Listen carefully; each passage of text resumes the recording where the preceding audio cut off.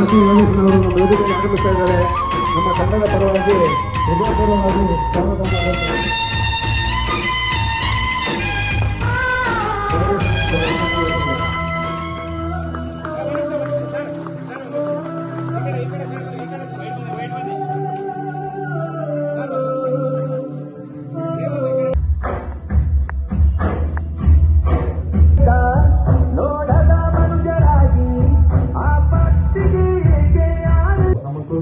ಮಾತಾಡಬೇಕು ಅಂತ ಕೇಳ್ಕೊಳ್ತಾ ಇದ್ದೀನಿ.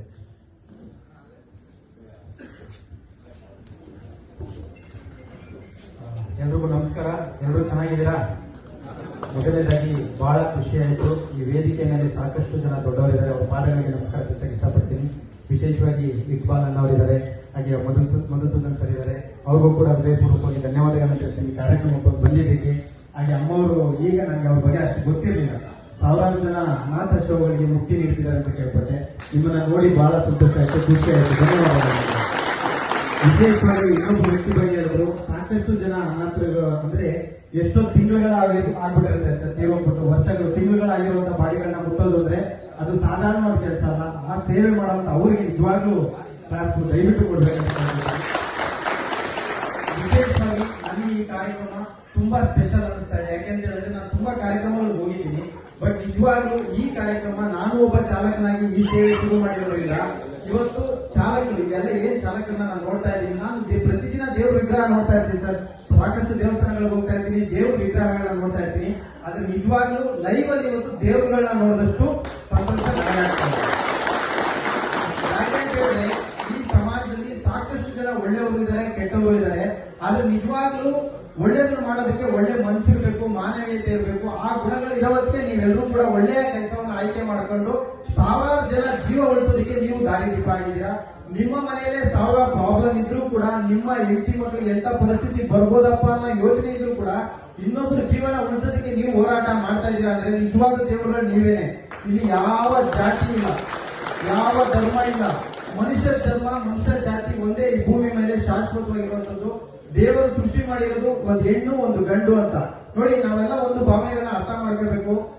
ಸೂರ್ಯನಿಗಿಲ್ಲ ಜಾತಿ, ಚಂದ್ರನಿಗಿಲ್ಲ ಜಾತಿ, ಗಾಳಿಗಿಲ್ಲ ಜಾತಿ, ನೀರಿಗಿಲ್ಲ ಜಾತಿ, ನಾವು ತಿನ್ನೋ ಅನ್ನಕ್ಕೂ ಇಲ್ಲ ಜಾತಿ. ಆದ್ರೆ ಮನುಷ್ಯರಾದ ನಾವುಗಳು ಜಾತಿ ಜಾತಿ ಜಾತಿ ಜಾತಿ ಅಂತ ಹೊಡೆದಾಡ್ಕೊಂಡು ಸಾಯ್ತಾ ಇದೀವಿ. ಇದು ನಿಜನಾ? ಅದು ಆಗಬಾರ್ದು. ನಾವು ಹಾಕೋ ಬಟ್ಟೆ ಬದಲಾಗ್ಬೋದು ಅಷ್ಟೇ, ನಮ್ಮ ಭಾವನೆಗಳು ಬದಲಾಗ್ಬೋದು. ನಾವೆಲ್ಲರೂ ಭಾರತೀಯರು, ನಾವೆಲ್ಲ ಒಂದೇ ತಾಯಿಯ ಮಕ್ಕಳು ಅನ್ನೋ ರೀತಿಯಲ್ಲಿ ಬದುಕಬೇಕು. ಇವತ್ತು ನಾನು ಒಬ್ಬ ಚಾಲಕ ಅಂತ ಹೇಳ್ಕೊಳ್ಳೋಕೆ ನನಗೆ ಬಹಳ ಹೆಮ್ಮೆ ಆಗುತ್ತೆ. ಮೊದಲನೇದಾಗಿ ಅಖಿಲ ಕರ್ನಾಟಕ ಆಂಬುಲೆನ್ಸ್ ರೋಡ್ ಸೇಫ್ಟಿ ಅನ್ನೋ ಈ ಒಂದು ಸಂಸ್ಥೆಗೆ ಭಗವಂತ ಒಳ್ಳೇದು ಮಾಡಲಿ, ಸಾವಿರಾರು ಜೀವಗಳನ್ನ ರಕ್ಷಣೆ ಮಾಡುವಂತ ಶಕ್ತಿಯನ್ನ ಕರುಣಿಸ್ಲಿ ಅಂತ ಮನಸ್ಫೂರ್ತಿಯಾಗಿ ಬೇಡ್ಕೊಳ್ತೀನಿ. ಶಿವಕುಮಾರ ಸ್ವಾಮಿಯವರ ಆಶೀರ್ವಾದ ಈ ಸಂಸ್ಥೆಗೆ ಸಿಗಲಿ. ಅವರ ಆಶೀರ್ವಾದ ಸಿಕ್ಕಿದ್ದಕ್ಕೆ ಇವತ್ತು ಒಬ್ಬ ಟ್ಯಾಕ್ಸಿ ಡ್ರೈವರ್ ಆಗಿದ್ದಂತ ಜನಸ್ನೇಹಿ, ಇವತ್ತೇನು ಬರೀ ಯೋಗೇಶ್ ಅಷ್ಟೇ ನನ್ನ ಹೆಸರು, ಜನಸ್ನೇಹಿ ಯೋಗೇಶ್ ಅಂತ ಏನಾದ್ರೂ ಈ ಹೆಸರು ಬಂದಿದೆ ಅಂದ್ರೆ ಅದೆಲ್ಲ ನೀವು ಕೊಟ್ಟಂತ ಭಿಕ್ಷೆ. ಇವತ್ತು 160 ಜನ ನಮ್ಮ ಒಂದು ಆಶ್ರಮದಲ್ಲಿ ಆಶ್ರಯ ಪಡೆದಿದ್ದಾರೆ. ಎಂತವ್ರು ಪಡೆದಿದ್ದಾರೆ?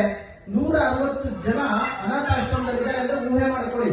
ನಿಮ್ಮ ಮನೆಯಲ್ಲಿ ಒಂದು ಅಜ್ಜಿ, ಒಂದು ತಾತ, ಒಂದು ಫ್ಯಾಮಿಲಿಯಲ್ಲಿ ಯಾರಾದ್ರೂ 4 ಜನ ಇಮ್ಮಿಡಿಯೇಟ್ ಆಗಿ ಕೇಳದೆ ಮನೆಗೆ ಬಂದ್ಬಿಟ್ರೆ ಎಷ್ಟು ಕಷ್ಟ ಆಗುತ್ತೆ ಅಂತಂದ್ರೆ ಪ್ರತಿದಿನ 160 ಜನರ ಯೋಗಕ್ಷೇಮ ನೋಡಬೇಕು.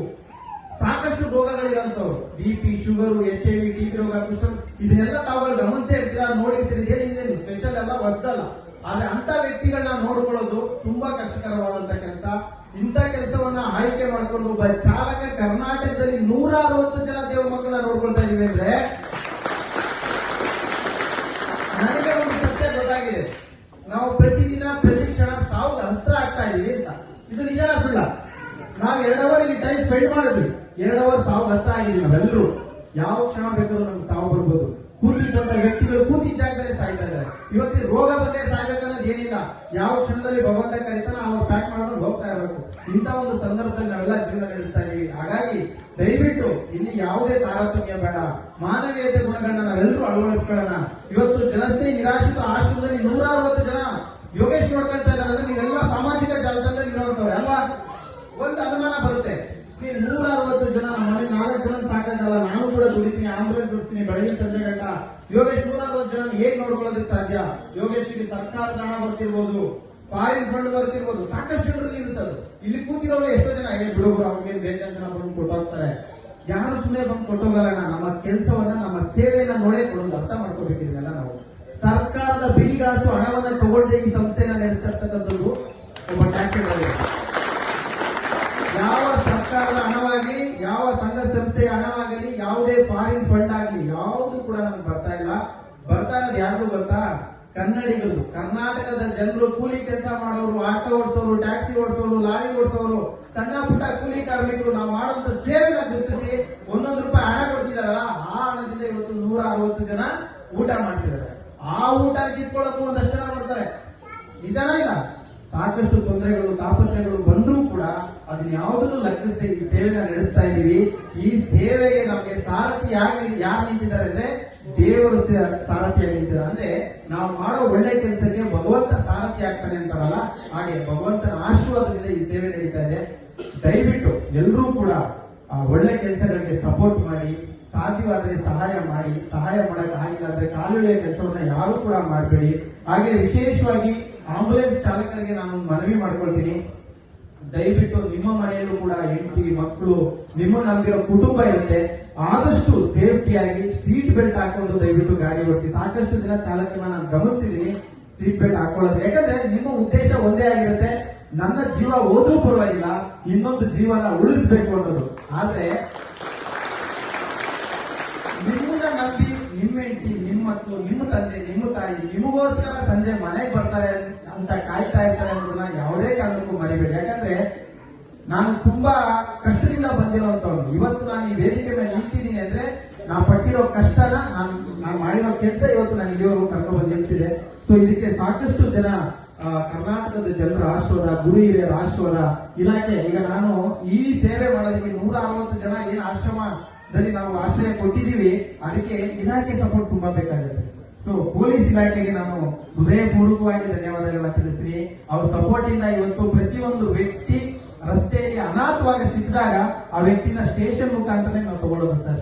ನಿಮ್ಮ ಸಹಕಾರ, ಸ್ಟೇಷನ್ ಅಂದ್ರೆ ಪೊಲೀಸ್ ಇಲಾಖೆಯ ಸಹಕಾರ ನಮ್ಗೆ ತುಂಬಾ ಸಿಕ್ಕಿದೆ. ಅವರೆಲ್ಲ ಪೊಲೀಸರ ಪರವಾಗಿ ನಿಮಗೆ ಧನ್ಯವಾದಗಳನ್ನ ನಾನು ತಿಳಿಸಕ್ಕೆ ದಯಮಾಡಿ.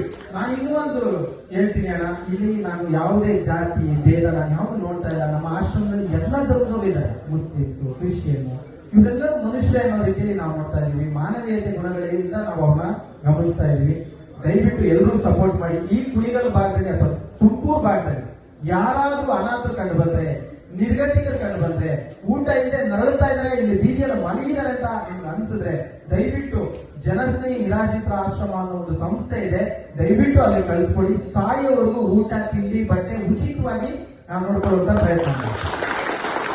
ಇದು ನೀವು ದುಡಿಯೋದ್ರ ಜೊತೆಗೆ ಒಂದು ಸಮಾಜಕ್ಕೆ ಏನಾದ್ರೂ ಒಂದು ಒಳ್ಳೆ ಕೆಲಸ ಆಗಲಿ, ನಿಮ್ಮಿಂದಲೂ ಸಮಾಜದಲ್ಲಿ ಅನಾಥರ ಸಂಖ್ಯೆ ಕಮ್ಮಿ ಆಗಲಿ ಅನ್ನೋ ಉದ್ದೇಶಕ್ಕೆ ಹೇಳ್ತಾ ಇದ್ದೀನಿ. ಹಾಗೆ ದಯವಿಟ್ಟು ಎಲ್ಲರೂ ಕೂಡ ನಮಗೆ ಸಪೋರ್ಟ್ ಮಾಡಿ. ಯಾರ ಸಪೋರ್ಟ್ ಇಲ್ಲದೇನೆ ಇವತ್ತು ಜನರ ಸಪೋರ್ಟ್, ಜನರ ಆಶೀರ್ವಾದದಿಂದ ಇವತ್ತು ಅಷ್ಟು ದೊಡ್ಡ ಪ್ರಮಾಣದ ಆಶ್ರಮ ನಡೀತಾ ಇದೆ. ಜೊತೆಗೆ 2 ಎಕರೆ ಜಾಗವನ್ನ ಖರೀದಿ ಮಾಡಿ.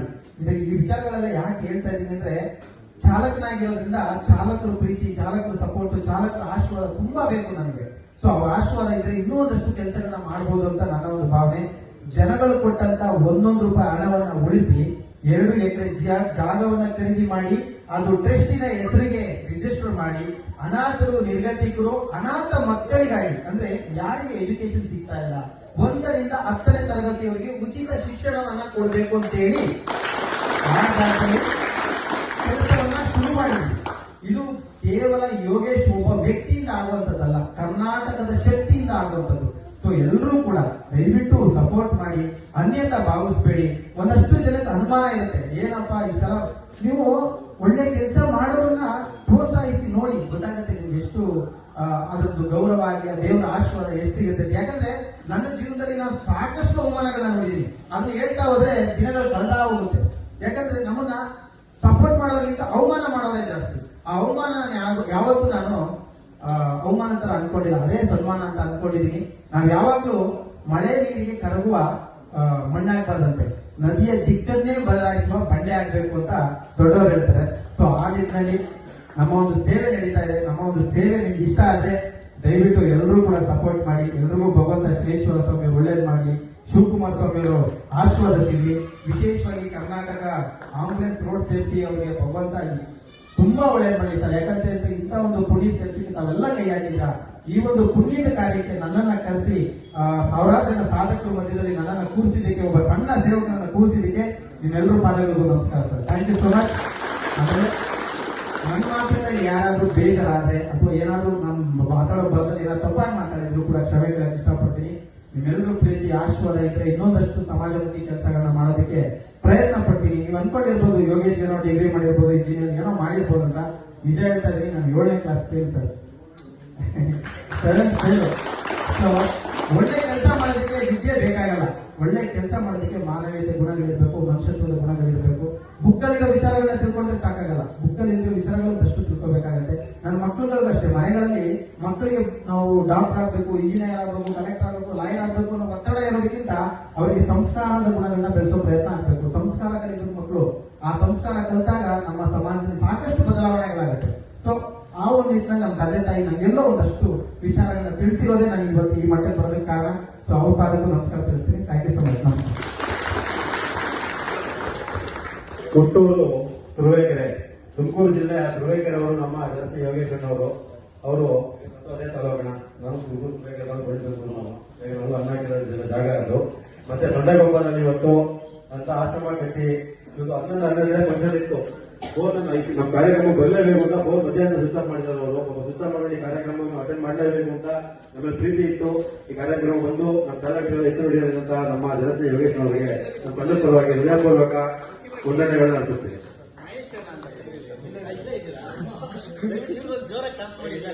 ನಮ್ಮ ಮಹೇಶನವರಿಗೆ